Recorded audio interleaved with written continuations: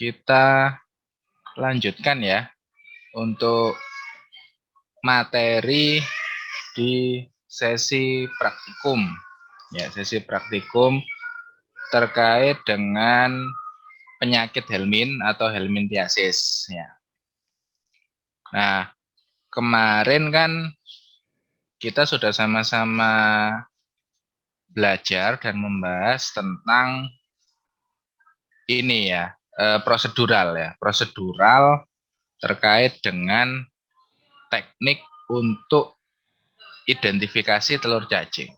Nah, namun demikian yang perlu kalian ketahui adalah yang namanya hasil pemeriksaan ya, hasil identifikasi tadi itu kan pasti berupa data ya kan. Data ini artinya ya hasil diagnosa kalian itu yang kalian temukan itu apa? Apakah di sana ada telurnya trematoda ataukah cestoda atau nematoda. Nah, hanya saja data tersebut bisa bersifat dua arah ya, di mana bisa kita lihat atau analisis itu secara kualitatif dan secara kuantitatif.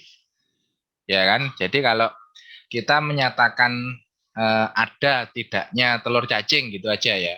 Ada tidaknya trematoda, ada tidaknya nematoda dan sebagainya. Itu masuk yang ranahnya data kualitatif. Ya, jadi kita hanya menera secara pemeriksaan penunjang di lab itu ada atau tidak. Nah, gitu aja. Itu sudah bisa mengkonfirmasi. Ya, artinya tadi kalau misalkan ambil sampel feses kucing, terus diperiksa, terus kemudian kalian ini ya, kalian lihat di bawah mikroskop dengan 3 metode kemarin ya, karena standarnya kan dilakukan semua, ya kan, natif, sedimentasi, dengan flotation atau apung. Nah, di mana ternyata berdasarkan teknik tersebut kalian ketemu telur Toxocara kati, ya kan? Berarti kan bisa dinyatakan bahwasannya di situ ada telur Toxocara atau ditemukan telur Toxocara kati. Itu sudah bisa mengkonfirmasi diagnosis kalian. Ya, berarti kan pasien kucingnya kan menderita toksokariasis. Ya kan gitu kan. Sehingga ada atau tidak saja secara kualitatif itu sudah bisa mengkonfirmasi diagnosis. Ya. Namun permasalahannya adalah ketika kita ingin lebih detail lagi, ya lebih detail lagi, karena kalau yang pertama tadi adalah aspek praktis ya, artinya klien yang membawa pasien tadi itu butuh hasil yang cepat sehingga kita melakukan pendekatan atau mengolah datanya secara kualitatif tadi. Tapi kalau tidak aspek praktikal ya, yang tidak praktis, intinya harus mengedepankan detail. Contohnya adalah ketika kita melakukan riset ya atau penelitian terkait dengan helminthiasis tersebut, kita juga perlu melakukan pendekatan analisa data yang kuantitatif. Ya, kalau tadi pertanyaan di kualitatif adalah ada atau tidak, ya, dan ternyata ada, ya terbukti ada. Lalu pertanyaannya akan berlanjut ke kuantitatif, yaitu seberapa banyak. Ya, karena datanya nanti pasti berupa nominal, ya nominal. Nah, artinya contohnya tadi Toxocara. Sudah jelas ada telur Toxocara di sampel feses yang kalian periksa.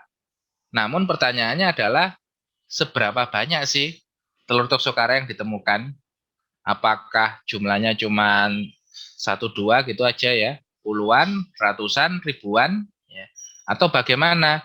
Karena ini nanti akan berpengaruh ketika kita menyatakan ini ya, intensity of infection. Jadi intensitas infeksinya.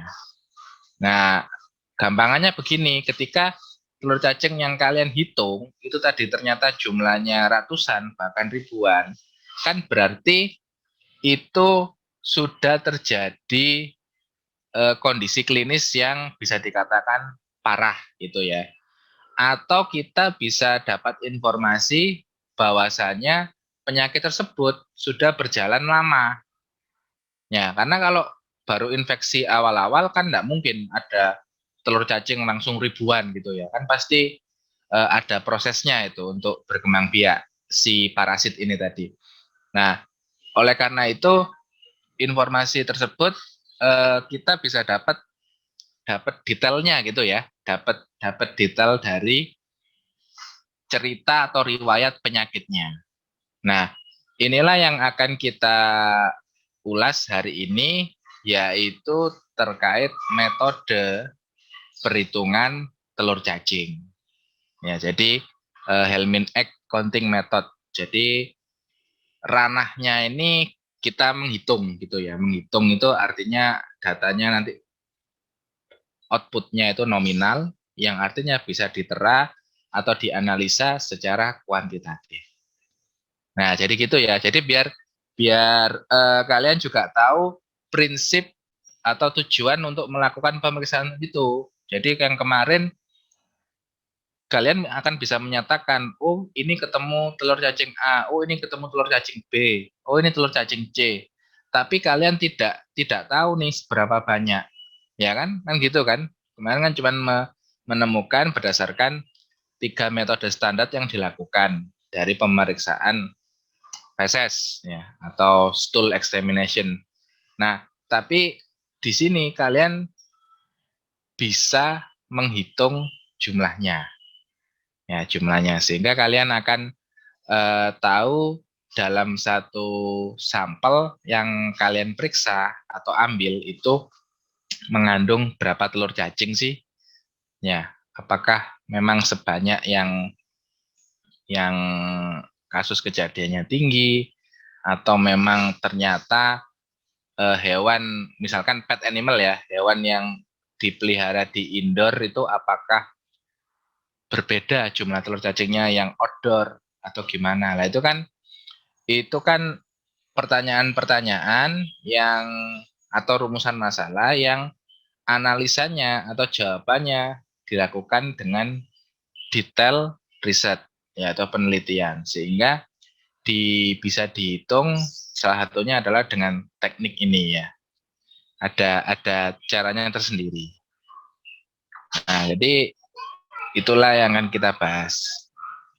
Nah, untuk bisa menghitung ya, yang pertama tentunya kita cari sampel dulu.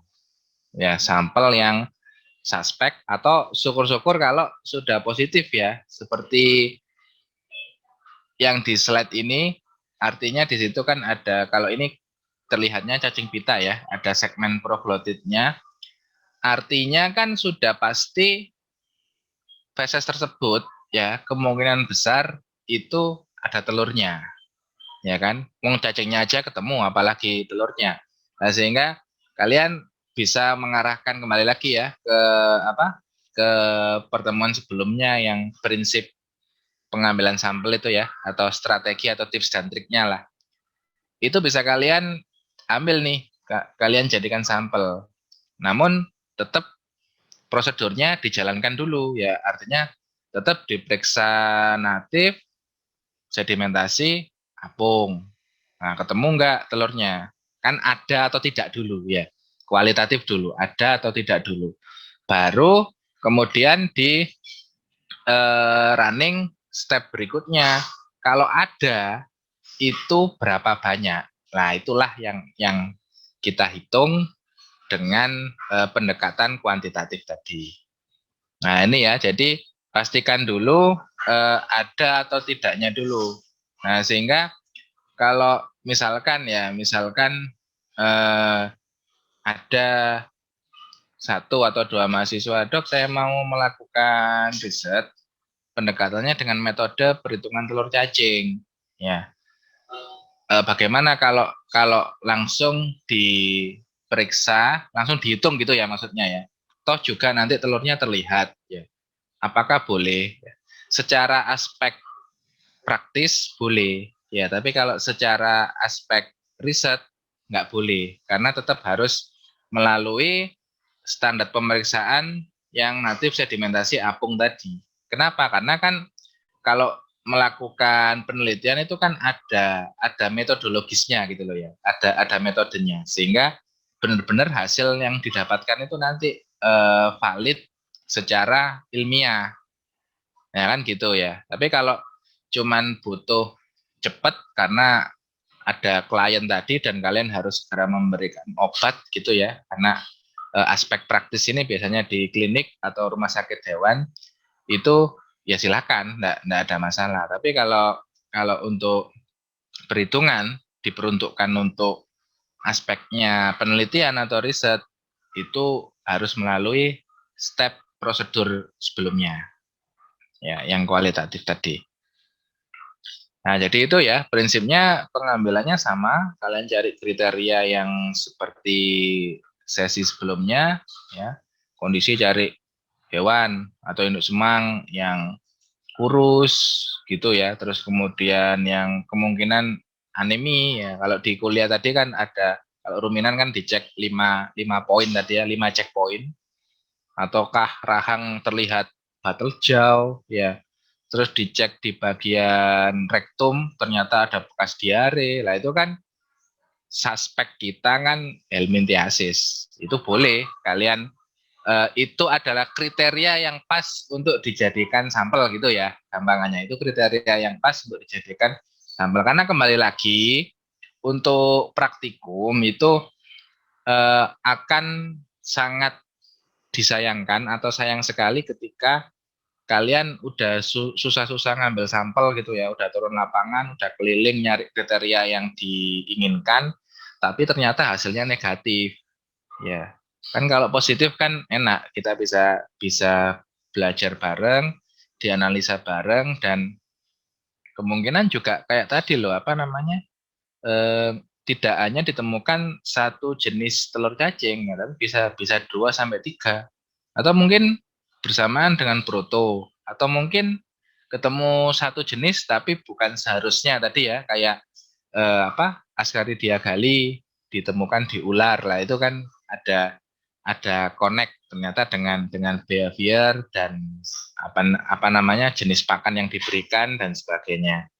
Nah itu analisanya luas nanti akhirnya ya, analisanya luas. Lah inilah nanti yang perlu kalian ini ya, perlu kalian biasakan, karena nanti ketika kalian melakukan tugas akhir ya, melakukan riset utamanya untuk skripsi, itu kan tetap ada yang namanya bab pembahasan. Nah, di sini semua itu harus dibahas dengan detail ya, termasuk kenapa terjadi infeksi yang bukan seharusnya, atau kenapa kok terjadi infeksi yang bersamaan dengan protozoa atau bagaimana. Nah, itu bisa dibahas gitu ya dengan detail. Nah, ini nanti kan ternyata ya ketika kalian turun di lapangan ternyata dapat jackpot nih ya. Beruntung gitu, tiba-tiba ketemu ketemu feses yang kebetulan sudah ada cacingnya. Nah, ini kan ya 90% lebih lah itu fesesnya pasti bawa telur kan gitu kan, bawa telur cacing.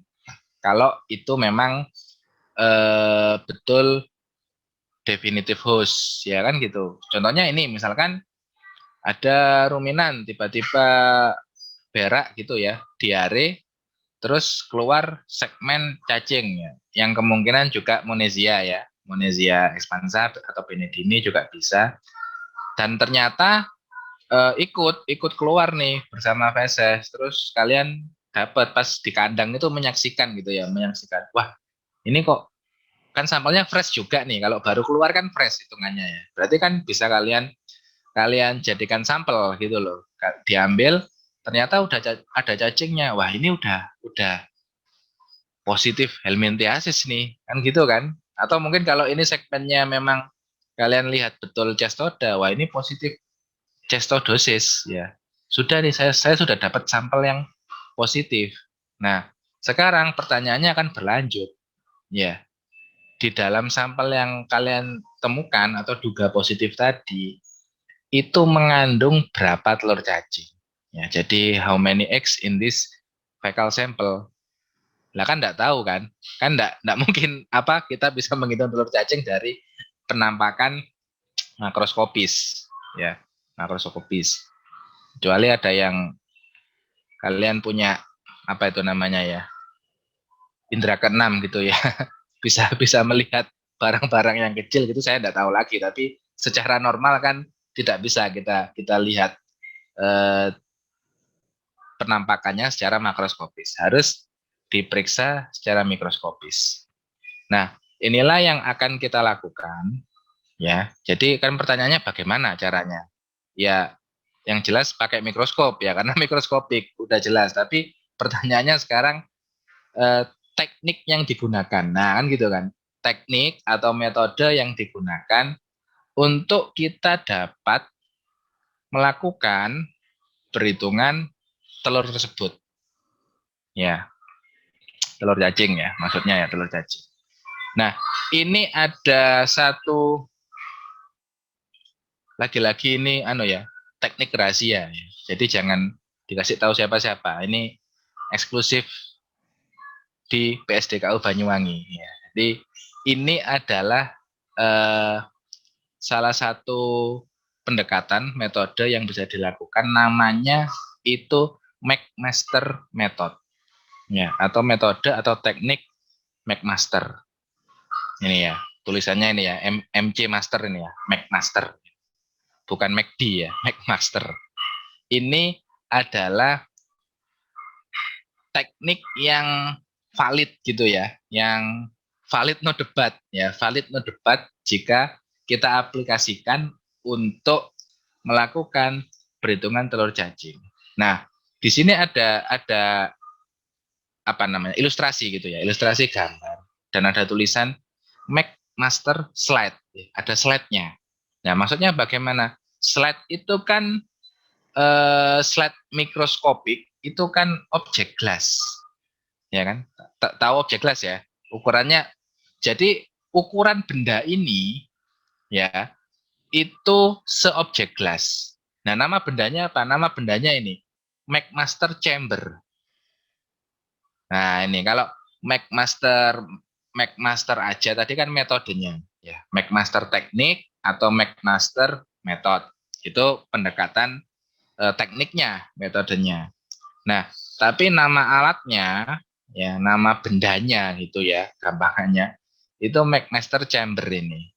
Nah, ini ukurannya itu sebesar slide mikroskop atau objek glass. Nah, itu ya, objek glass. Jadi, kalau kalian bayangkan meriksa sampel di bawah mikroskop, itu kan pasti ada objek glass sampel terus difiksasi dengan cover glass, ya kan? Yang kalian periksa untuk praktikum biasanya itu loh. Nah, ini tadi ukuran ukuran bendanya secara keseluruhan itu kan seobjek glass ini. Nah, itu di tengahnya, ya di bagian tengah yang arrow point ini ya, yang tanda panah. Ini chambernya ya, chambernya itu yang ukurannya se-cover glass. Nah, kurang lebih 10 kali 10 mm ya. Namun rata-rata ini kalau beli ini ya, beli baru gitu ya, sediaannya itu kita sudah dapat 2 chamber. Jadi yang ada nominal angka 1 dengan 2 ini, ya ini first chamber, ini second chamber gitu ya. Chamber itu apa ya? Ruangan gitu ya.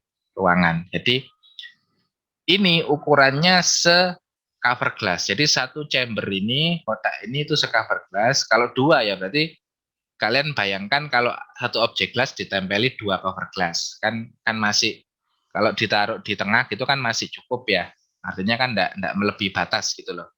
Nah, itu seperti ini. Ya. Nah, ini kebetulan saya tidak ada alat peraganya gitu ya, karena ternyata metode McMaster ini selain valid no debat, tetap punya kekurangan. Ya. Apa itu kekurangannya? Kekurangannya adalah tidak ekonomis. Ya. Jadi satu chamber ini, McMaster chamber ini, harganya bisa ratusan ribu.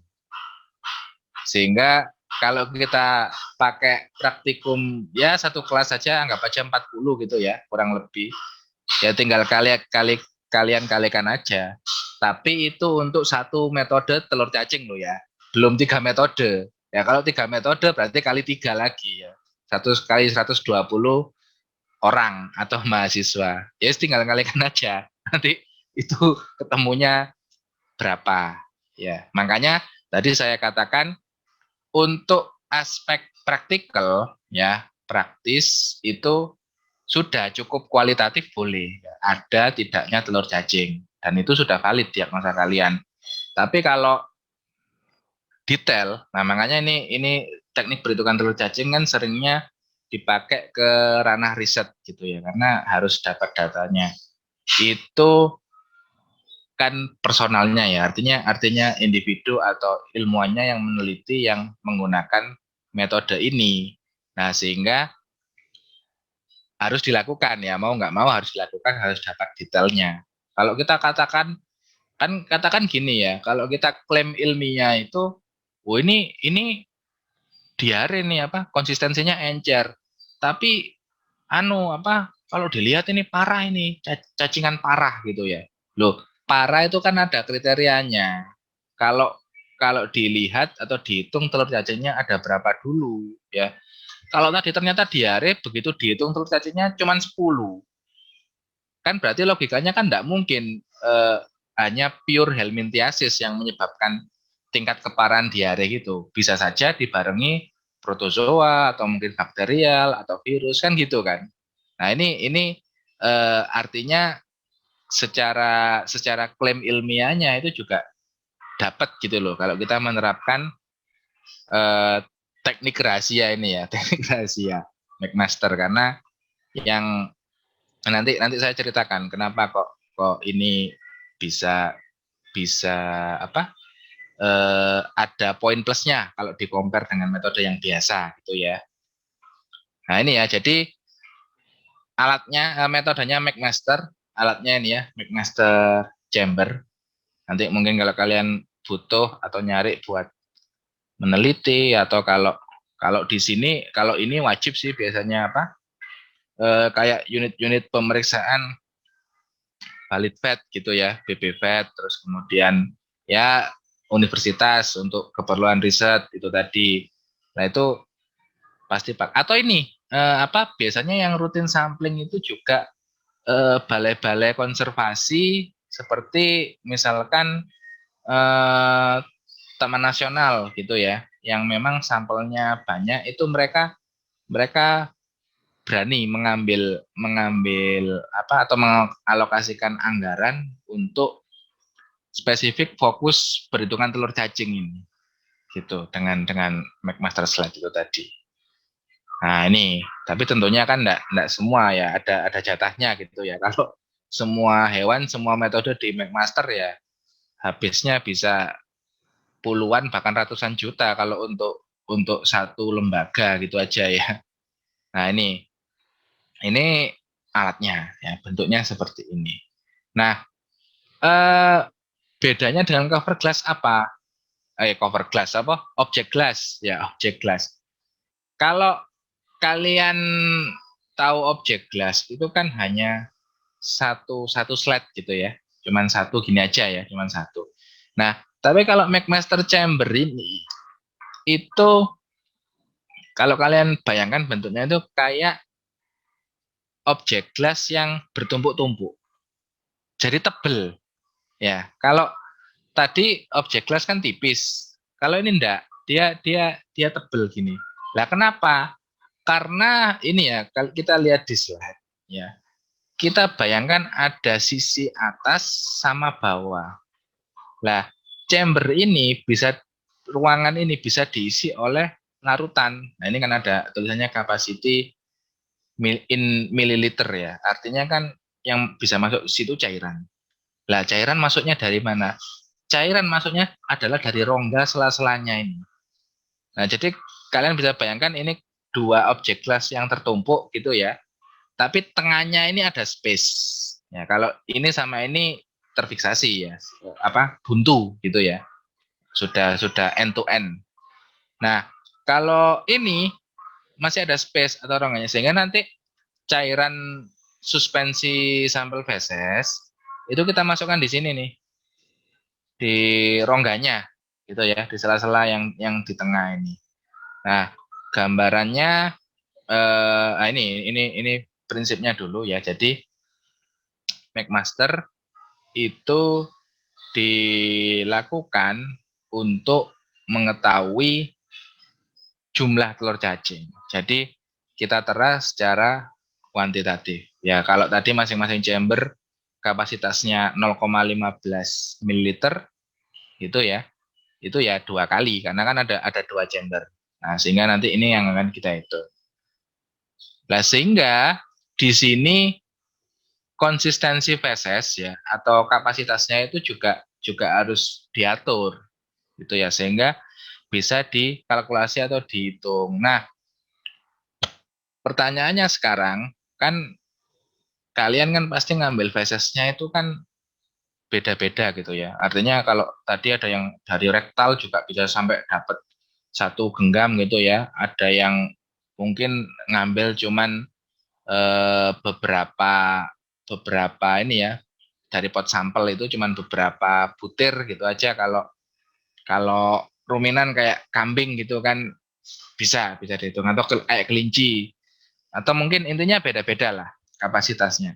Nah, pertanyaannya sekarang bagaimana itu bisa dihitung ya.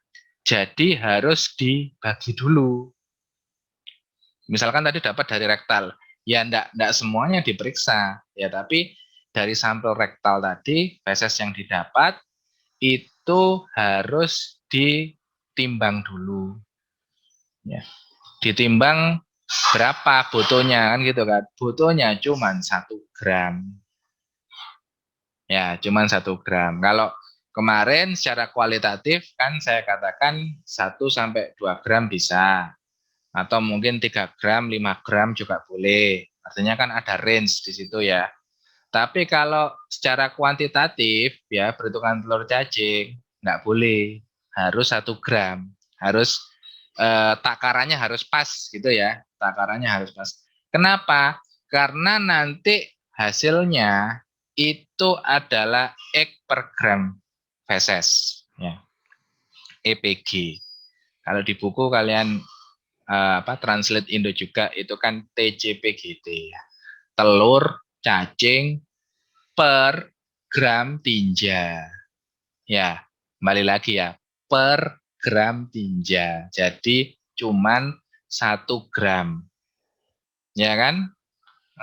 X per gram feses. Jadi dari sampel yang sebanyak itu kalian butuhnya cuman 1 gram. Tapi kembali lagi ya ada tekniknya ya. Artinya kalau tadi kalian kayak ngambil sampel di lingkungan ternyata agak semi udah mulai kering gitu ya. Karena nggak diare ini ya, kebetulan nggak diare. Tentunya kalian ambil 1 gram itu ya cari bagian yang middle, cari yang di dalam gitu loh. Jangan yang sampingnya tepinya yang udah kering tadi. Itu kemungkinan malah nggak ketemu nanti telur cacingnya. Nah, itu yang jadi triknya juga. Tapi kalau sudah diare tadi kan tinggal tetap harus di ini. Kalau kalau teknik dari saya ya, tetap harus diaduk dulu. Ya, harus diratakan, disuspensikan. Kenapa? Karena bisa jadi tadi dari alam itu telur cacing hanya terkumpul di satu sisi saja. Tapi kalau kita aduk, kita jadikan suspensi kan tersebar gitu ya, sehingga dari tetesan pipet yang kalian ambil itu kemungkinan besar sudah masuk telur cacingnya, sudah ikut di sana gitu loh. Nah ini ya, jadi prinsipnya harus ditakar dulu, ditimbang dulu feses sampel yang dibutuhkan itu adalah sebesar 1 gram. Ya, jadi kalau praktikum offline itu di gantian nimbang dulu ya. Pokoknya 1 gram ya, harus yang ditera itu 1 gram, karena kalau nggak gitu hasilnya nggak valid nanti. Nah ini ya, jadi TCPGT atau EPG ini ya, egg per gram kalau bahasa Inggris ya. Cuman saya nggak bisa bahasa Inggris, jadi TCPGT tadi ya, telur cacing per gram tinja. Ya. Itu seperti yang di buku adalah hasil dari peneraan 1 gram feses atau tinja gitu ya. Nah ini udah nih, udah ditimbang, kalian dapat, oh oke, takarannya pas 1 gram ya, 1 gram. Nah kembali lagi kita posisikan itu bisa di pipetting, artinya bisa diambil dengan pipet. Kalau udah diare, udah encer, diare yang cenderung ke arah berair gitu ya, encer, bisa langsung dipipet. Tapi kan kalau masih keras kan nggak bisa.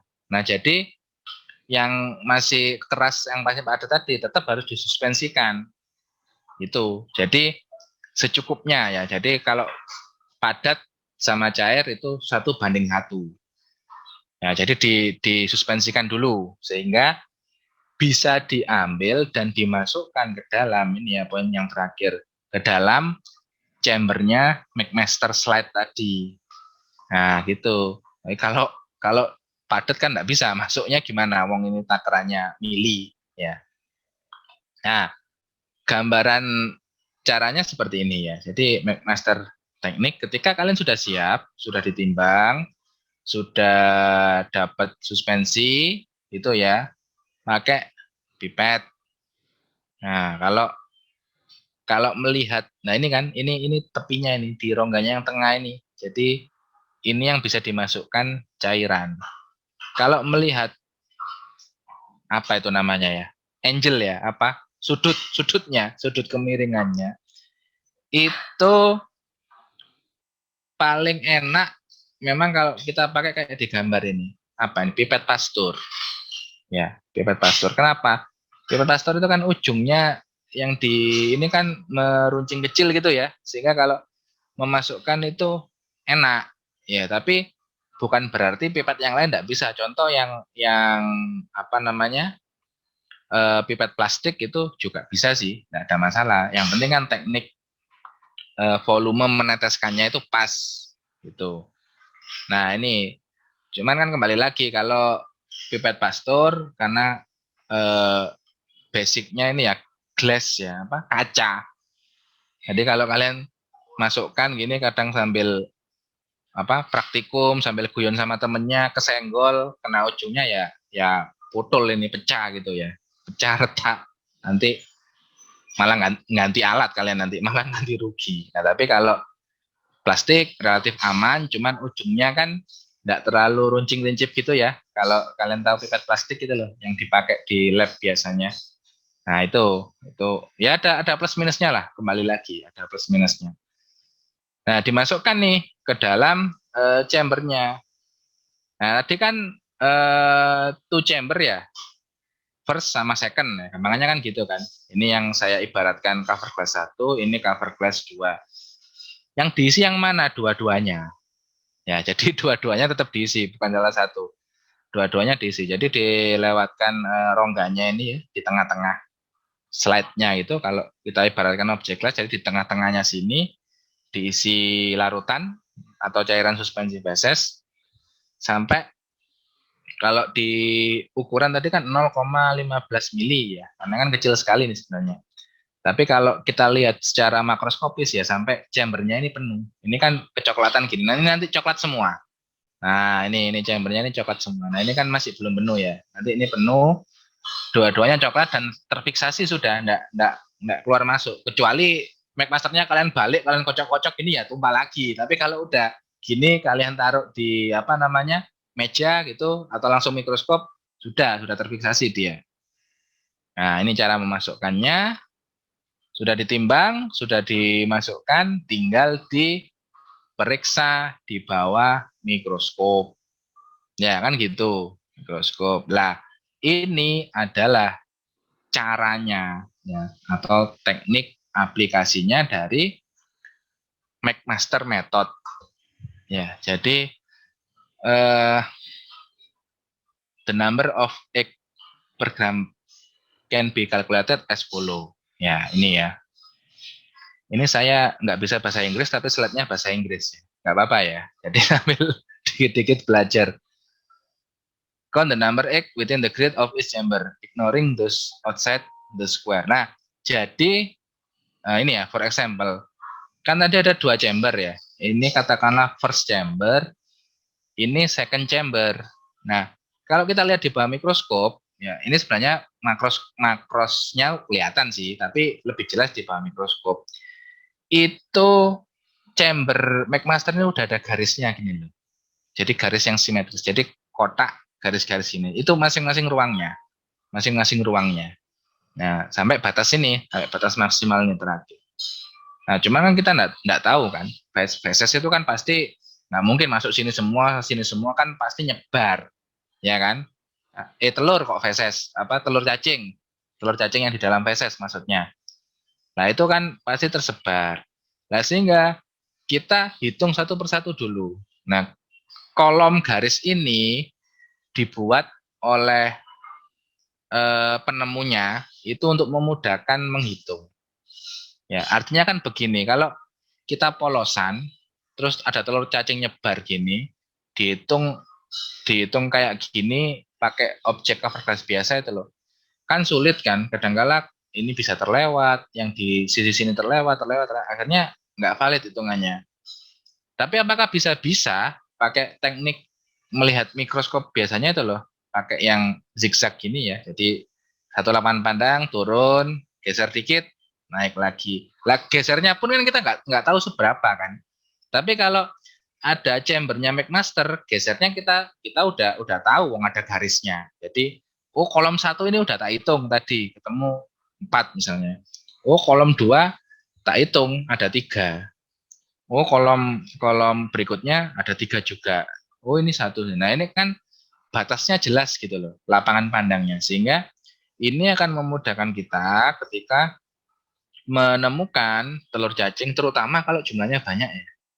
Ini akan sangat membantu sekali, meskipun ngitungnya tetap satu-satu nanti, tetap kembali lagi, tapi setidaknya membantu pengamat itu untuk menghitung biar nggak ada yang terlewat, ya namanya seperti itu.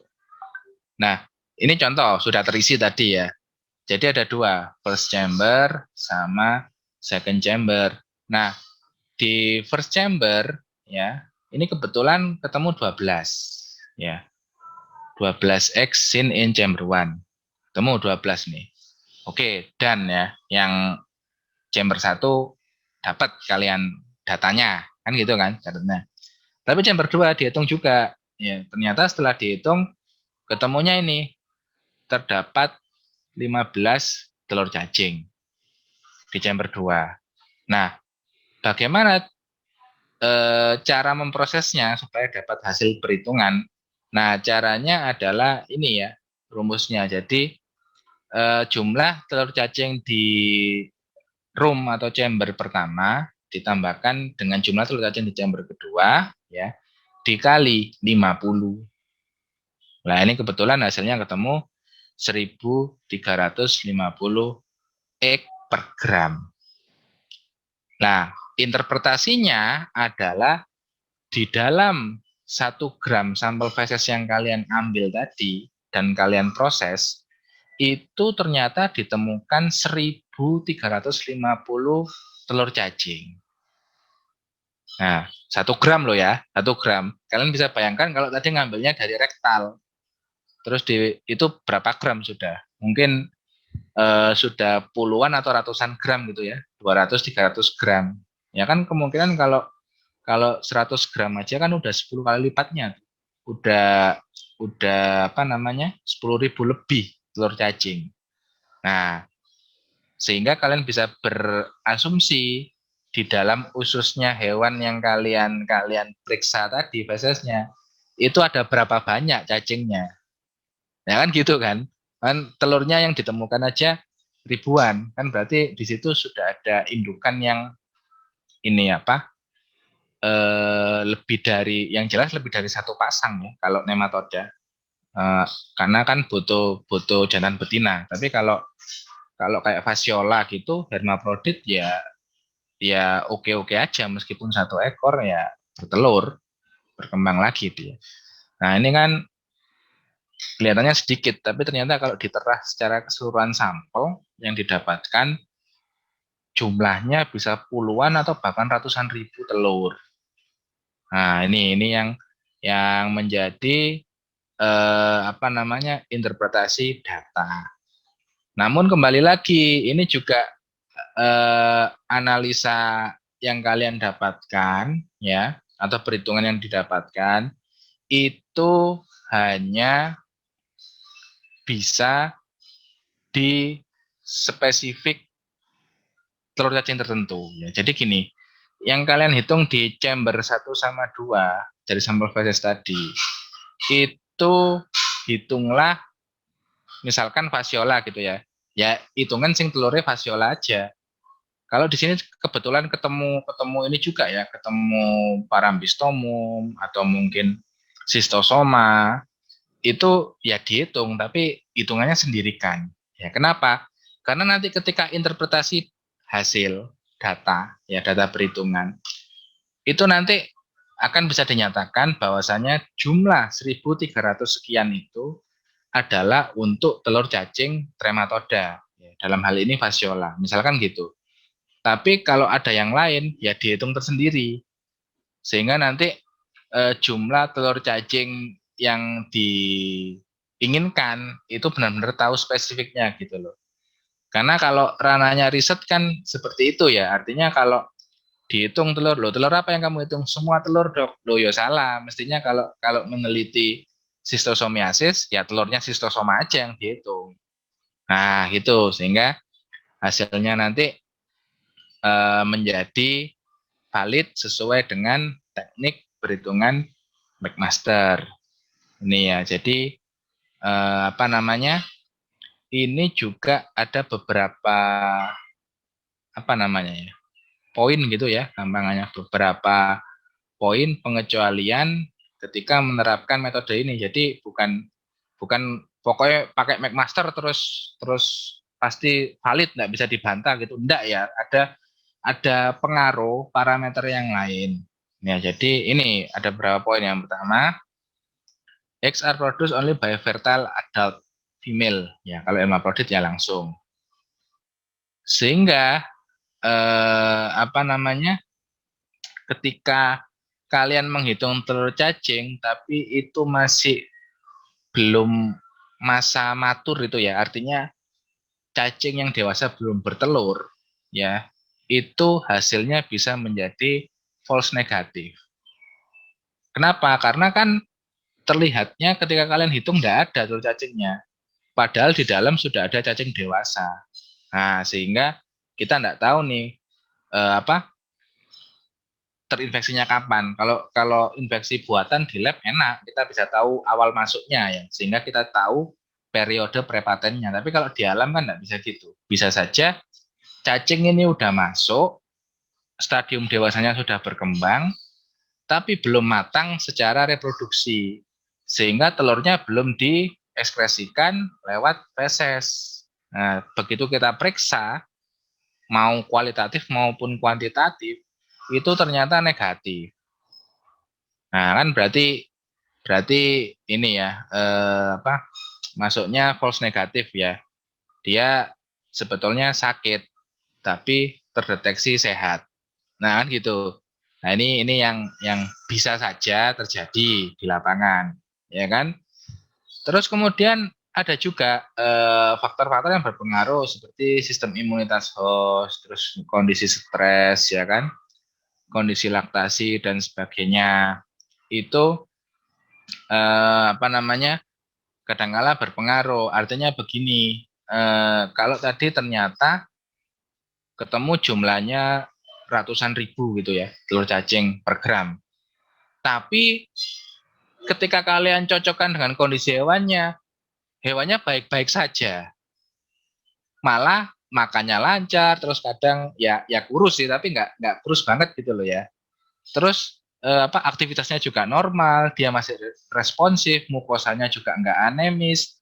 Nah ini kan berarti eh, ada peranan dari imunitas juga, ya, di mana ada kemungkinan hewan tersebut memang toleran, ya, dan memang ada gini ya, ada beberapa case untuk kondisi Helmin ini dia malah dibutuhkan, ya, dibutuhkan. Artinya memang secara normal ya kalau tidak ada Helmin tersebut, ini pencernaannya malah terganggu.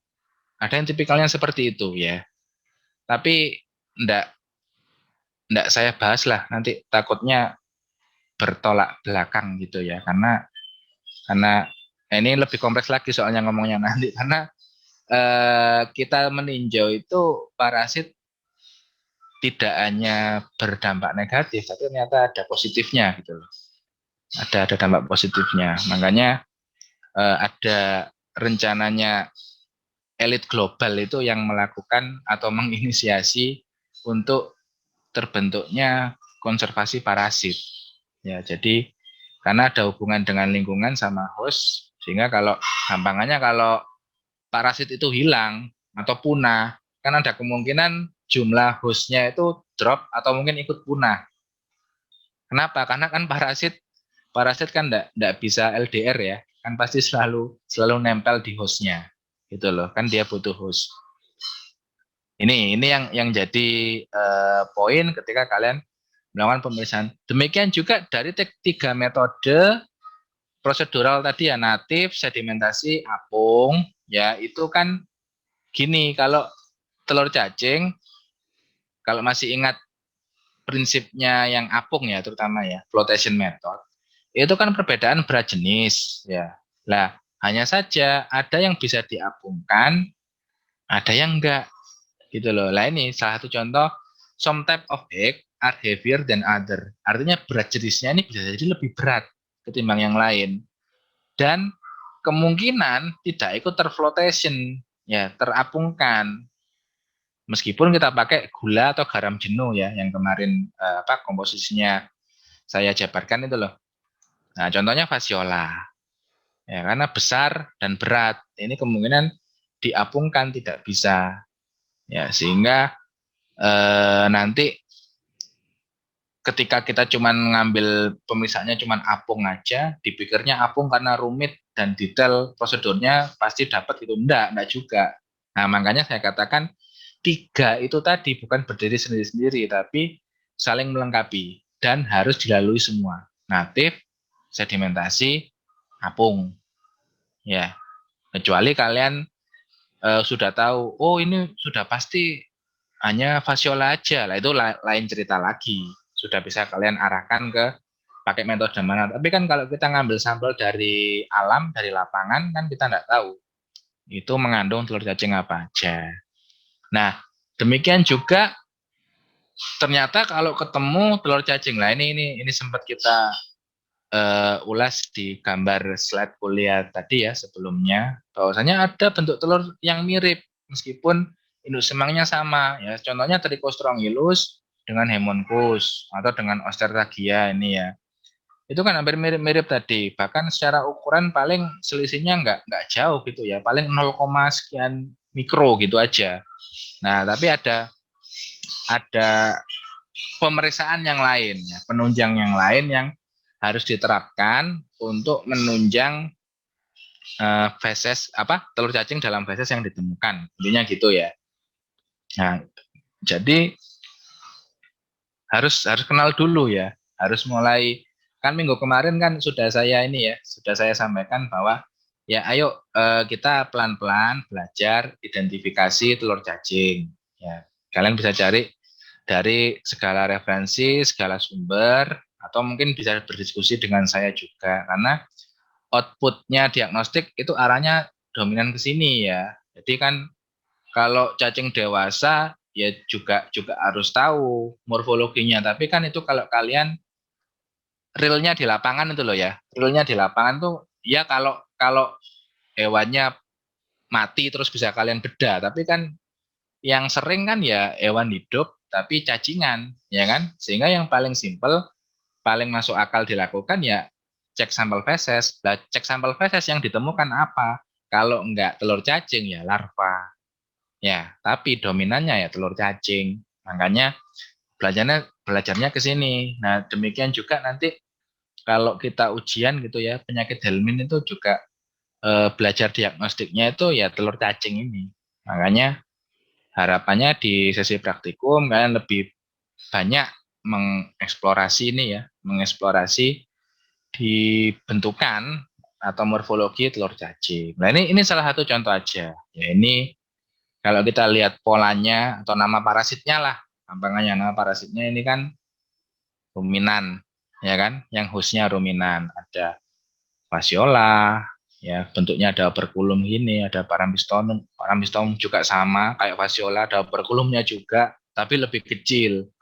Ya toh, ada Strongylus. Monesia unik kalau Monesia ya, artinya dia dia apa namanya? Ya nggak bulat ya nggak lonjong. Jadi hampir mirip kotak gitu tapi nggak simetris ya. Ini Monesia. Toxocara, Titulorum kalau di ruminan. Ya toh? Nematodirus, Trichuris yang ovis, ya kan? Trichuris punya bipolar plak. Ya, di kedua ujungnya ada plaknya, ada semacam katup atau tutupnya gitu ya. Ini. Atau ada yang meninjau morfologi keseluruhan lemon shape egg. Ya, jadi bentuknya kayak lemon. Nah, ini juga berikutnya adalah nah kembali lagi ya, ini jangan rame-rame ya, teknik rahasia juga. Teknik rahasia untuk mengkultur larva cacing. Ya, larva cacing. Ini juga penting kalau kalian menginginkan hasil yang benar-benar valid terkait dengan sampel yang ditemukan. Nah, karena begini, permasalahannya adalah ketika kita sudah menghitungnya berhasil, ya, menghitungnya berhasil, terus kemudian kualitatif juga berhasil karena pasti ketemu kan, karena udah dihitung tadi kan pasti ada telur cacingnya. Namun kalian akan menghadapi tadi ya, yang critical point yang terakhir tadi, 2 poin terakhir tadi, di mana kalian akan ketemu sampel telur cacing yang bentuknya identik atau mirip. Dan itu tidak bisa dilihat dari telur. Nah, makanya tadi kan saya katakan kita butuh parameter lain nih, butuh diagnosa lain. Apa? Ini salah satu jawabannya, ya, yaitu dengan teknik kultur larva, ya, larva cacing, ya. Khususnya akan sangat efektif ketika nematoda, ya. Dan memang peruntukannya itu sih, karena begini ya, kalau kita lihat yang bentukannya nanti kalau kalau kita sambil melihat bentukan-bentukan telur cacing itu yang banyak miripnya tuh yang nematoda gitu loh. Karena di samping mereka banyak jenisnya ya, lebih dominan ketimbang yang flatworm sama tapeworm, itu ternyata nematoda juga mendominasi dan ternyata apa dari sisi ukuran maupun morfologi telur cacing itu mirip-mirip gitu loh. Mirip-mirip gitu. Kalau ditemukan pas barengan enak ya, maksudnya kayak yang gambar kuliah tadi ketemu Trichostrongylus sama Haemonchus kebetulan jejer gini bisa kita compare, tapi kan faktanya enggak gitu. Faktanya kan kita ketemu loh ini sendiri mirip, terus di sisi chamber yang satunya ada juga, tapi kalau dilihat dikasih ukuran penggaris yang mikron itu ya kok beda. Nah berarti kan telur cacing tersebut juga beda, karena beda ukuran itu juga akan menjadi beda genus cacing gitu loh. Makanya kalau kalau apa namanya di luar negeri gitu ya, terutama di negara-negara maju itu ketika mendeteksi mendiagnosa itu mutlak ada size-nya Ya, ada ukurannya, ada panjang mikronnya, adalah kan bisa dikasihkan di mikroskop itu. Nah, itu wajib harus ada karena ukuran tadi ternyata mempengaruhi identifikasi genus. Ya, kita enggak ngomong spesies ya, kalau spesies terlalu jauh, tapi genus paling enggak. Nah, ternyata itu bisa berbeda gitu loh.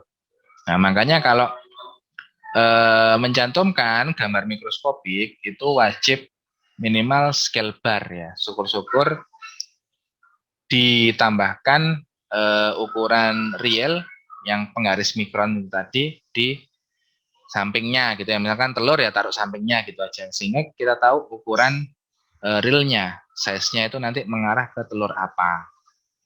Nah, ketika buntu ya ternyata enggak nemu. Loh kok apa ya iki ya kok nggak pernah lihat ini telur apa kok bentuknya aneh, ukurannya juga beda. Ini blank lah. Intinya kalian sudah mentok enggak tahu gitu ya. Wis mentok wis nyari referensi enggak ada pencerahan, katakanlah gitu. Nah, kita harus merujuk ke teknik diagnosa yang lain yaitu dengan larva kultur. Nah, kenapa? Karena ketika larva ini kita tumbuhkan dari telur ya, kita rawat seperti anak sendiri gitu ya. Telur, larva, terus kemudian dewasa ya. Jadi terutama larva lah. Kita kalau dewasa beberapa juga butuh butuh inang definitif ya. Iya kalau pas ada hewan cobanya, kalau enggak ada kan sulit ya. Tapi paling enggak kita dapat ya L3 sampai L4 paling enggak, larva 3 sampai larva 4. Kenapa? Karena di situ ya anterior sama posterior nematoda ya itu sudah mulai jelas terlihat. Ya kan nematoda kan cara identifikasinya kan gitu ya. Kalau larva sama cacing, kalian mutlak butuh posterior sama anterior. Anterior untuk identifikasi genus, posterior untuk identifikasi kelamin, jenis kelamin. Tengahnya nggak dapat nggak apa-apa, nggak nggak penting kalau tengahnya nematoda itu ya. Tapi kalau cestoda beda lagi, tengahnya malah penting, progloditnya itu. Nah ini karena pendekatannya beda-beda. Nah sehingga kita bisa menerapkan kalau tadi tekniknya McMaster, ini tekniknya Berman, ya Berman teknik. Jadi kita tadi sudah dapat feses segar yang mengandung telur cacing. Cuman telur cacingnya tanda tanya lah, enggak teridentifikasi. Terus kita berusaha mencari informasi dari larvanya. Tapi kita kan enggak punya larva, kita punyanya telur. Nah, jadi solusinya adalah telur tadi harus kita kembang biakkan sampai jadi larva. Pakai apa? Pakai media buatan.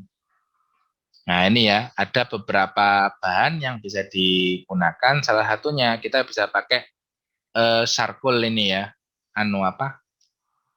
Areng itu loh.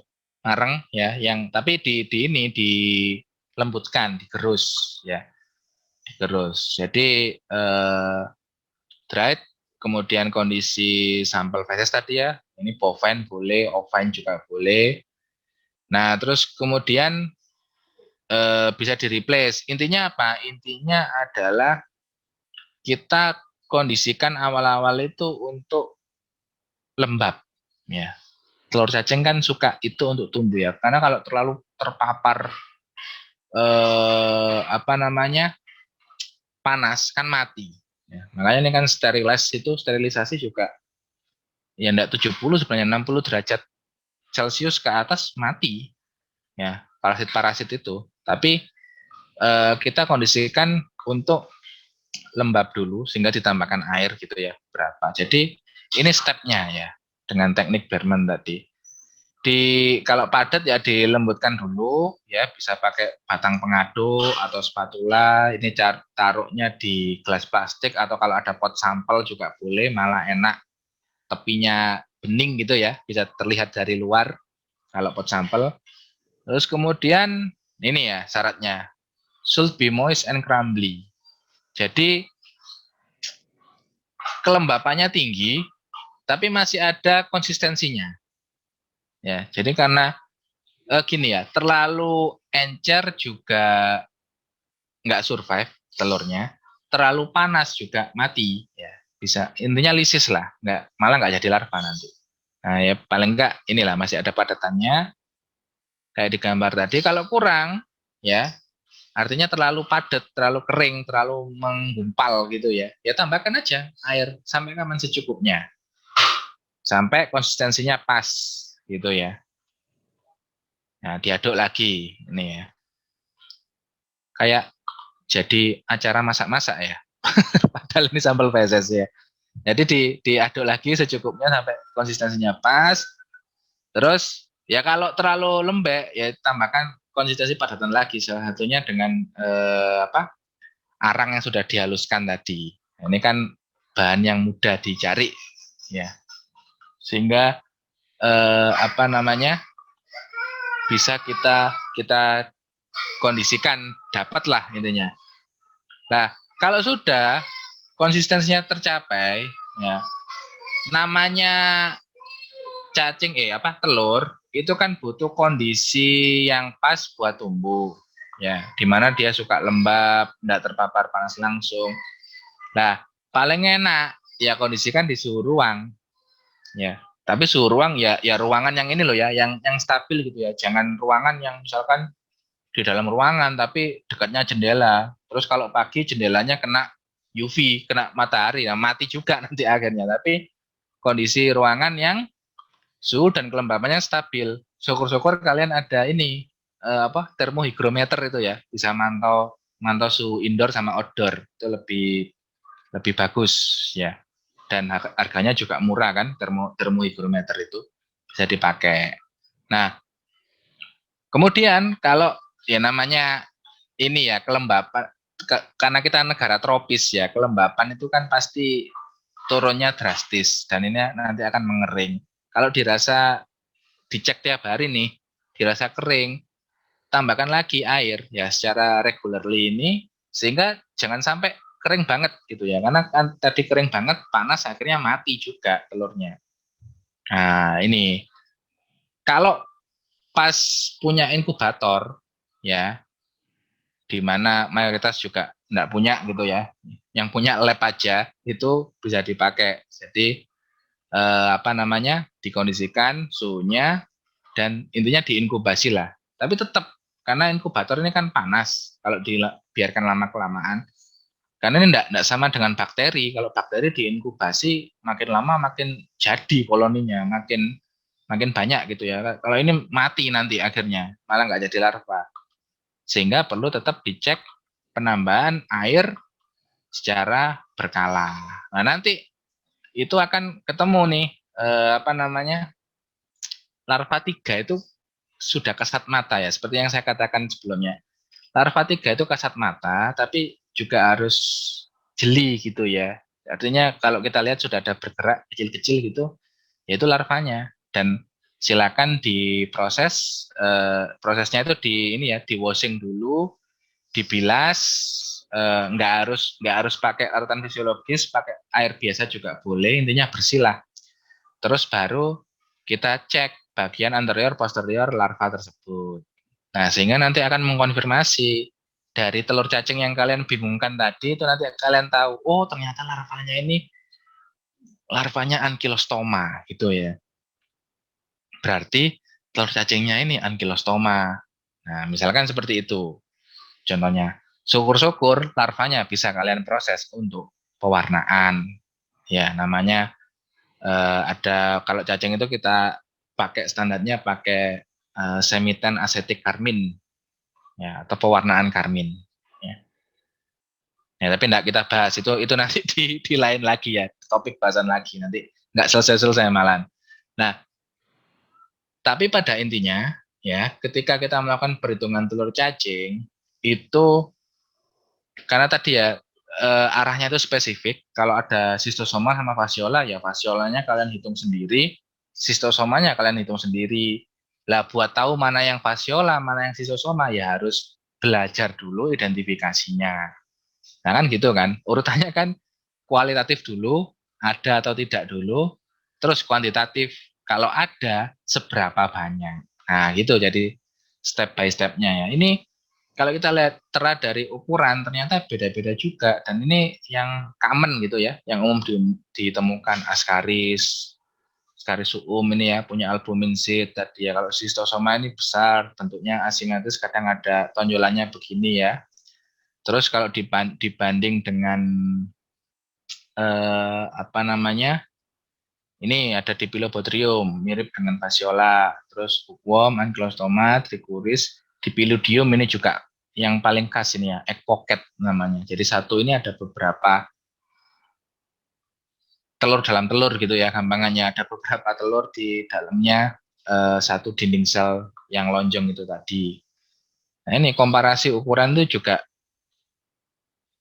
Nah teorinya kalau dipelajari gini, tapi kan kadang-kala kan kita kadang enggak dapat sampel yang pas berjajar, terus ukurannya bisa kita ukur gandeng itu kan enggak ya. Kan kadang-kala kan terpisah-pisah gitu loh.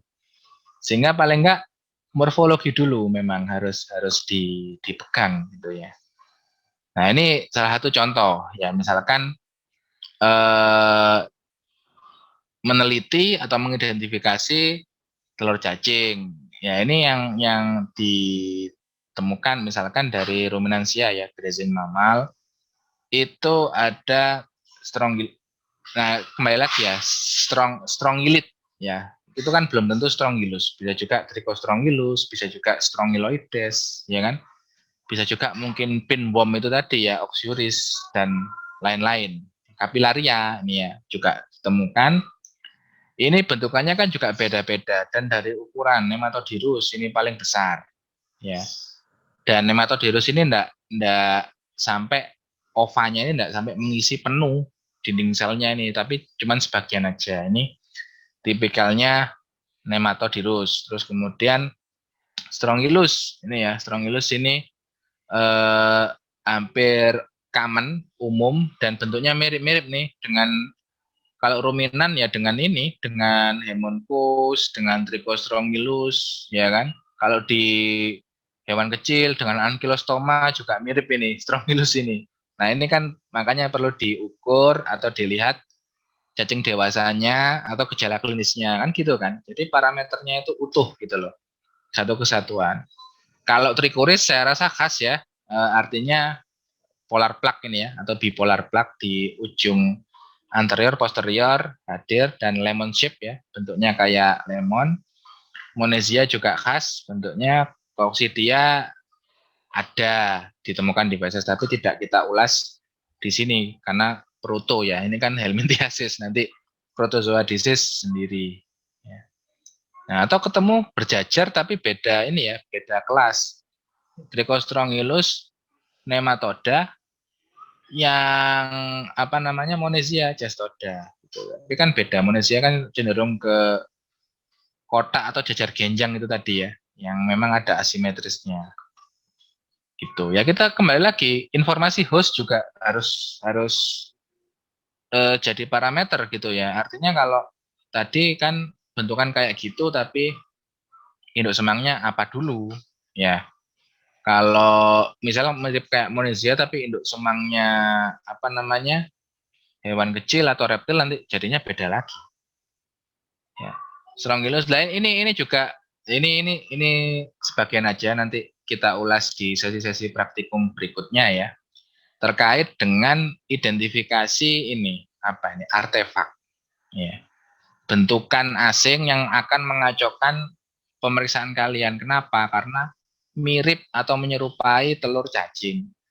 Nah ini ya, salah satunya ada pollen grain ya. Pollen itu apa ya, ini ya, serbuk sarinya tanaman itu loh ya. Itu sangat sering sekali ketemu di feses. Terutama kalau identifikasi kistanya proto ini sama ini ukurannya. Jadi terlihatnya seperti parasit tapi bukan. Nah, terus Strongylus dengan Ascarididae ya, Ascaris-suum ini bisa saja koinfeksi ini namanya. Jadi di satu sampel feses ketemu dua ini juga case-nya sering. Atau Strongylus dengan ini ya, ini kita ngiranya telur ya, padahal cuman dinding selnya dari tanaman, misalkan dari kulitnya ranting yang patah gitu kan juga di tanah ya, di lingkungan. Nah itu juga terdeteksi. Demikian juga nanti ada telurnya arthropoda nih. mirip kayak gini, bersegmen gitu ya, bergabung jadi satu. Tapi kalau telur cacing kan, ini kan mulai ada gambaran paling nggak kalian ya, lonjong-lonjong gini, atau ada yang oval, ada yang bulat, tapi ukurannya kalau di compare pollen atau kistanya proto itu 10 kali lipatnya telur cacing ini kan lebih besar. Ya toh, ini stronggill egg yang matur gitu ya, sudah mau ini. Kalau ada kecil ini, yang bulatan kecil di sampingnya ini, kemungkinan juga dua ini ya, antara pollen sama kistanya protozoa. Tinggal lihat hostnya apa dulu. Kadang kalau babi ketemu Strongylus barengan dengan Ascaris, barengan dengan kistanya amuba, ya, entamuba itu loh. Nah, ini juga seringkali misdiagnostik ya, atau salah identifikasi. Apanya yang bikin salah ini? Bubble-nya ya. Karena kalau ujian praktikum yang offline gitu ya, itu seringkali ini kan harus praktek langsung gitu ya, memeriksa terus harus konfirmasi kan. Ketika saya menilai itu, saya suruh, "Dok, saya ketemu." "Ya, mana? Tunjukkan yang mana parasitnya." Yang ditunjuk ini bubble-nya, air bubble atau apa ini, gelembung udara. Ya, gelembung udara. Ya salah. Ya, salah ya. Kalau waktunya masih nutut, saya suruh coba periksa lagi, proses lagi. Tapi kalau nggak nutut, ya sudah, wassalam. Artinya nilai identifikasinya nol, nah, nggak ada nilai gitu ya. Jadi hati-hati, air bubble ini juga masuk artefak, karena kadangkala, ya kalau menurut saya sih enggak sih ya, beda banget ya, tapi kadangkala ada yang ngiranya mirip gitu loh. Kan ini tepinya hitam, bulat sempurna ya kan, bulat sempurna ini, kalau bicara proto ada bulat sempurna itu dindingnya kista, tapi kalau helmin enggak ada yang bulat sempurna, pasti kan ada asimetrisnya gitu loh. Toh Toxocara sama Ascaris tadi meskipun ada yang hampir bulat sempurna juga punya thick layer, ya kan, atau albumin sheet, sehingga bisa diidentifikasi. Nah, ini juga terlihat di berbagai ukuran air bubble ini, dan kadangkala bingung mahasiswa itu ya. Jadi yang ditunjuk malah air bubble-nya. Nah, ini jangan sampai terjadi gitu ya. Ya, kalau mahasiswa kan masih belajaran, tapi nanti kalau kalian jadi dokter hewan yang diserai identifikasi mikroskopik, ya jangan sampai keliru. Ini kan parasite egg, ya, ini koksidianya sekian. Nah, ini compare, ini gambar atau contoh yang sangat bagus ini menurut saya ya, dari apa, luar ya, yang mendokumentasikan. Jadi kita bisa belajar ini air bubble-nya ukurannya sekian. Nah, kalau gini kan bisa compare. Tapi kadangkala kan kita cuma nemu satu, dua bentukan gitu aja yang tidak bisa kita identifikasi.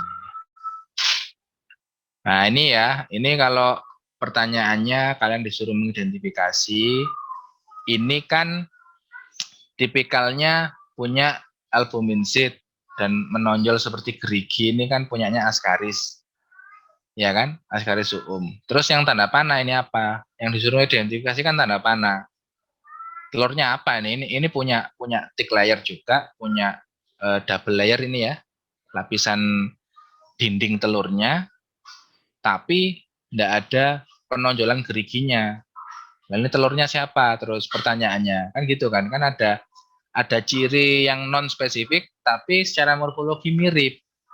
Nah, apakah yang bentuknya kayak gini itu yang paling, nanti kalian sambil buka lagi ya slide-nya, atau browsing internet juga boleh. Yang kayak gini itu Toxocara. Karena kan mirip, saya katakan mereka kan satu family ya, Ascarididae. Toxocara itu mereka punya albumin thick layer juga, tapi thick layernya enggak sampai menonjol. Lah ini kalau kita compare, ini kan menonjol kayak ada bungkil-bungkil kayak tonjolan kayak gerigi gitu ya, itu Ascaris. Tapi kalau enggak ada, cuman sebatas double layer atau thick layer ini aja, itu Toxocara. Cuman permasalahannya, ya, mungkin kalau jawab di ujian bisa saya betulkan ya. Kalau soal yang seperti ini. Tapi kalau di dunia nyata, ya, di prakteknya itu salah. Ya, kenapa? Karena yang ditunjuk itu adalah masih telurnya Ascaris. Ya, masih telurnya Ascaris. Lah, kenapa kok bentuknya bisa gitu? Ini namanya proses istilahnya ini ya, decorticated egg.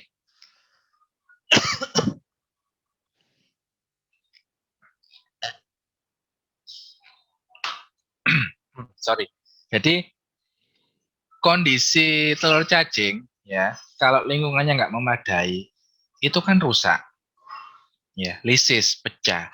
Tapi kan namanya lisis itu kan butuh proses ya, apalagi telur. Telur kan relatif ada perlindungan sel atau cangkangnya ya, meskipun ini telur cacing, tapi kan prinsipnya sama dengan telur pada umumnya. Nah,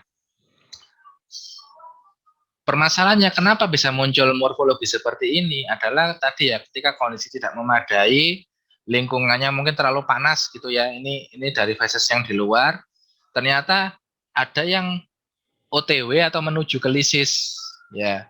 Nah, lisisnya kan dimulai dari yang paling bagian luar dulu. Jadi membran tebalnya ini, tekselnya atau albumin sheetnya yang rusak dulu. Sehingga yang terlihat seperti bungkil-bungkil kayak gerigi ini ya, itu yang hilang dulu. Yang dari luar dulu. Terus nanti kalau diteruskan gitu ya, umpama kena panas terus, ya ini nanti yang hilang. Double layernya jadi single layernya pecah. Isinya keluar, hilang, tinggal cangkangnya aja. Lah, tinggal cangkangnya aja ini kan bisa dua kemungkinan tadi ya. Apakah larvanya menetas sudah rilis keluar ya, jadi larva, atau memang telur cacing ini pecah karena akibat paparan alam gitu loh. Kan Dodok taunya nanti gimana wong mirip kalau ini Ascaris suum, kalau di lapangan ya, maksudnya kalau kalian udah bekerja atau magang gitu ya. Nah, kembali lagi, jangan dilihat satu perspektif aja. Lihatlah dari multi perspektif. Lah, kalian dapat sampel fesesnya dari mana? Kalau tadi dari babi, kan kemungkinan juga Ascaris suum, gitu loh. Kan Toxocara canis juga nggak masuk ke babi. Ya kan gitu kan? Toxocara kan adanya di pet. Nah, apakah bisa ditemukan di feses babi? Bisa. Gimana? Ini skenario yang lain. Ketika babi tersebut di free range gitu ya, dilepas liarkan, ternyata dia kan suka makan tanah sama feses juga ya. Ternyata di tanah atau lingkungan tadi dia makan fesesnya anjing atau kucing yang positif toxocara.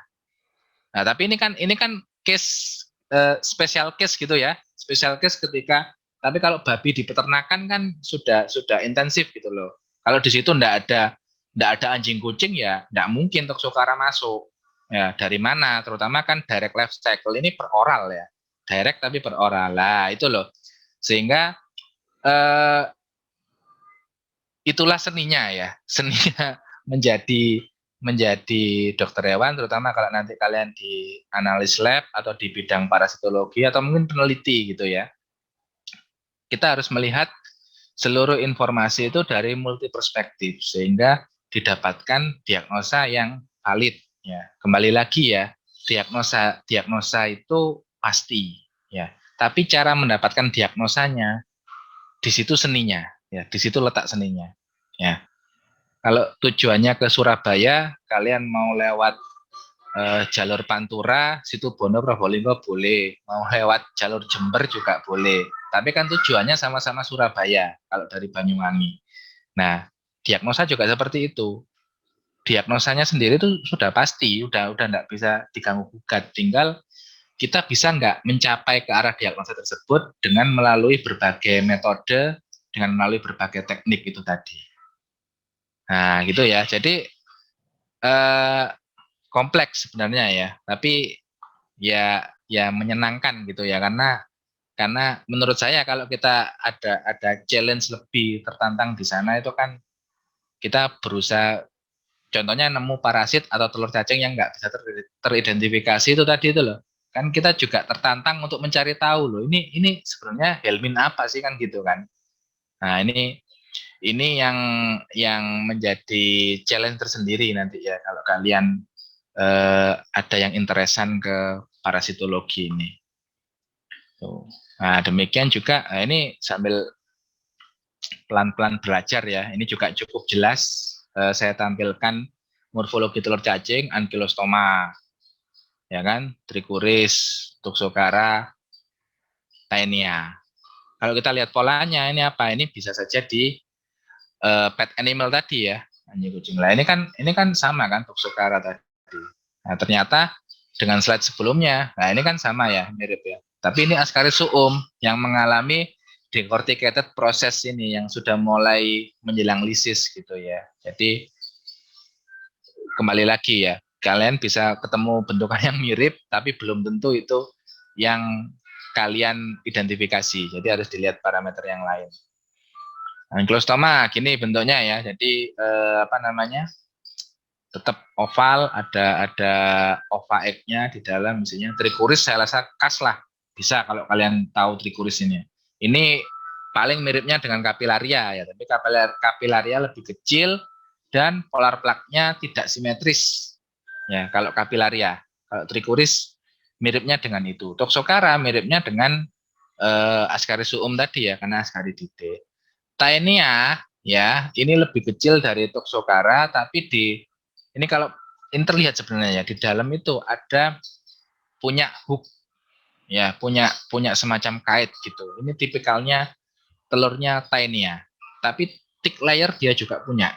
Ya, ini kan juga double kan, apa membran cangkangnya ini. Nah itu loh, itu juga dimiliki oleh Taenia. Nah ini di scale bar yang sama, ini terlihat kalau kita komparasi ukurannya, ini semuanya 20 mikron, tapi bisa berbeda-beda ini ya, apa antara size keseluruhan atau diameternya lah gampangannya gitu. Nah atau ini nanti pertanyaannya bisa saja terbalik. Kalau tadi kalian disuruh mengidentifikasi telurnya, ini kalian disuguhkan berbagai telur, terus ditanya ini hospesnya apa, yang bisa ketemu ketemu telur semacam ini. Ascaris di mana ya, Unginaria, Trichuris, Hymenopsis, Dipilobothrium. Itu kan mestinya kalian sudah ini ya, sudah tahu kemarin hostnya di mana aja. Fasciola terutama ya, Fasciola hepatica, Enterobius vermicularis ini apa? Cacing kreminya manusia, human ya. Makanya kalau kemarin ada yang tanya, Dok, kalau misal ada kesempatan periksa di lab, saya meriksa feses saya sendiri atau teman saya sendiri boleh nggak? Boleh, nggak apa-apa. Karena siapa tahu teman kalian atau kalian yang cacingan gitu loh. Ditemukan telur ini, cacing kremi nih ya, Enterobius vermicularis. Gitu. Tapi nggak kita pelajari karena itu penyakitnya human. Nah, kemudian ini mungkin yang terakhir ya. Jadi harus tahu perbedaan dan persamaan. Nah, kayak tadi ya, Toxocara dengan apa namanya, Ascaris.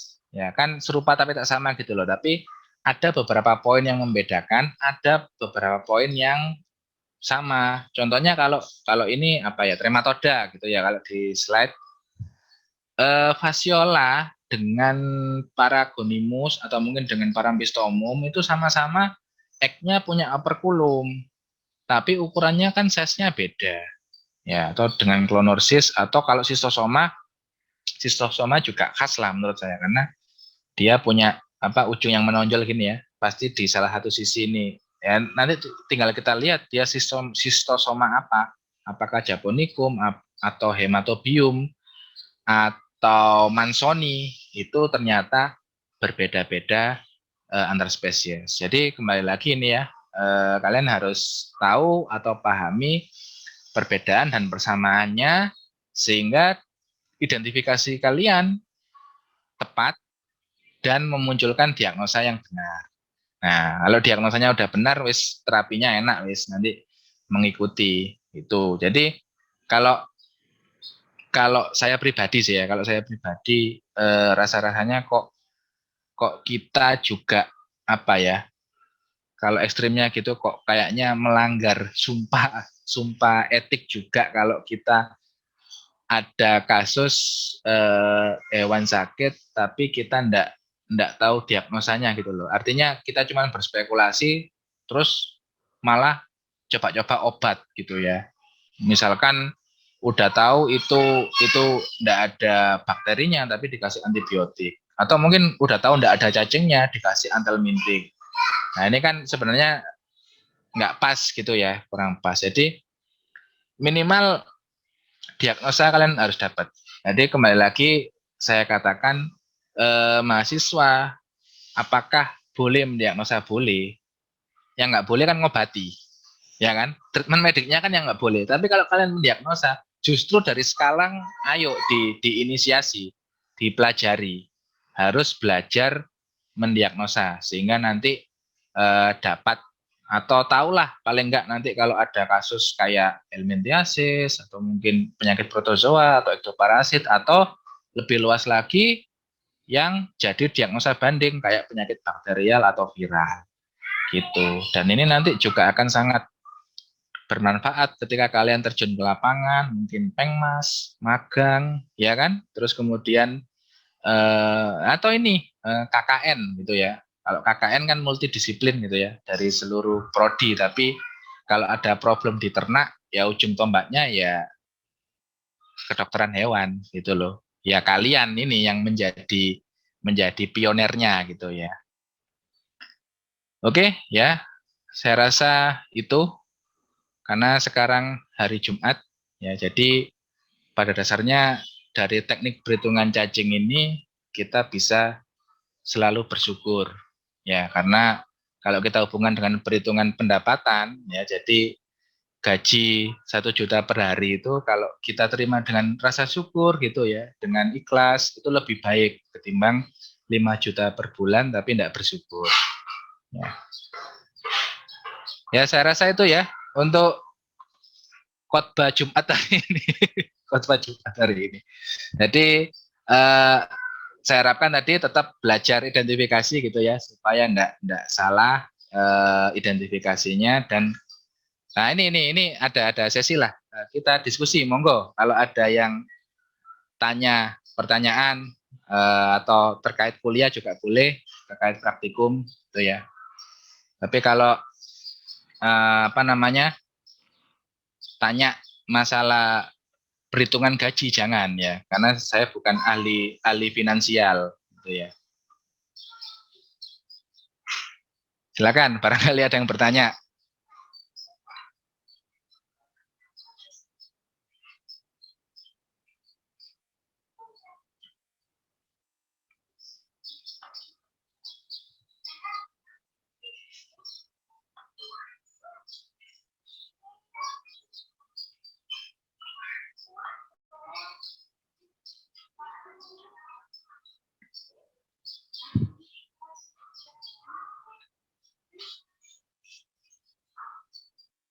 Atau kalau masih ini ya, karena gini, memang permasalahannya di penyakit Helmin ini, memang identifikasi telur cacing itu adalah hal baru gitu ya, kan baru kalian pelajari.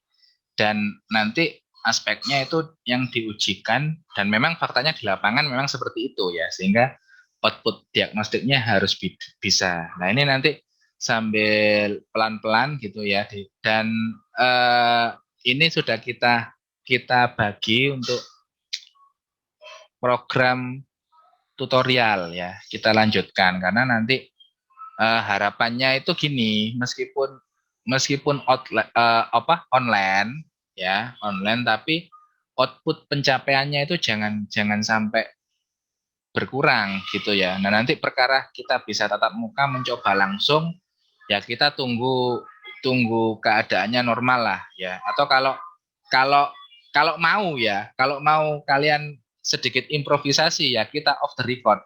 Misalkan gini ya, Dok, saya pengen nyari sampel gini. Dokter bisa nggak bimbing saya di lab atau di lapangan? Ayo, monggo. Nanti kalau saya artinya kita janjian gitu ya. Kalau pas waktunya pas, saya bisa gitu ya.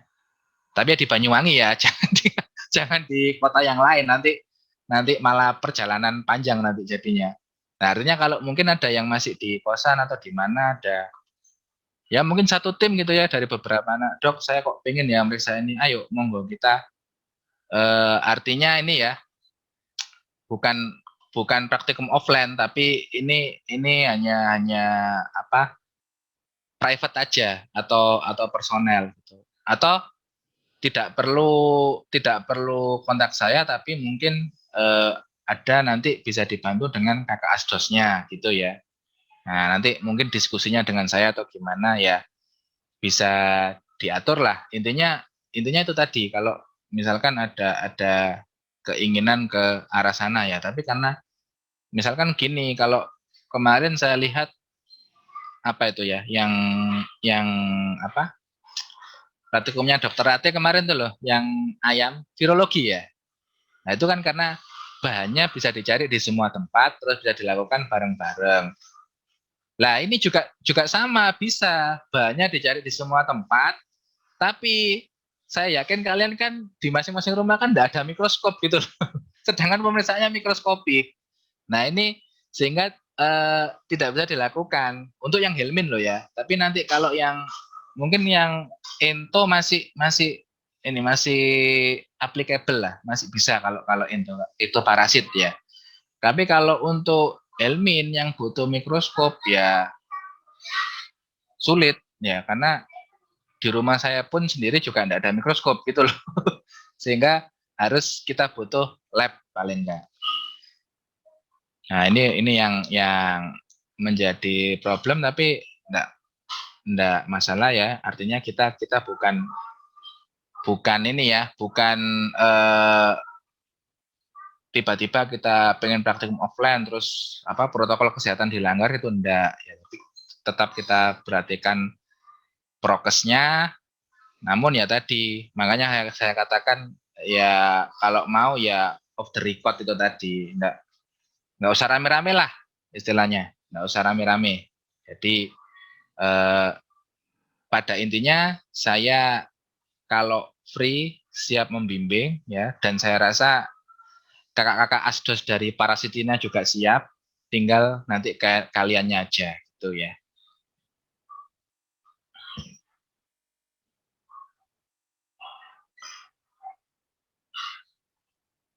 Oke, baik ya. Saya rasa cukup itu. Nanti materi saya upload di e-learning ya. Kalian download aja sendiri. Dan seperti biasanya, saya akan mencantumkan jurnal-jurnal artikel, sorry ya. Kalau jurnal itu kan ininya ya, tempatnya. Kalau kalau cuma satu PDF itu kan artikelnya. Jadi jangan salah istilah. Artikel dari jurnal ya, artikel dari jurnal yang relate atau mendukung. Dan itu tolong kalian download juga dan baca. Ya, karena itu sudah saya pilih yang istilahnya yang update gitu ya. Selain mendukung materi kalian, itu akan memunculkan ide-ide riset juga. Kalau kalian banyak membaca artikel seperti itu.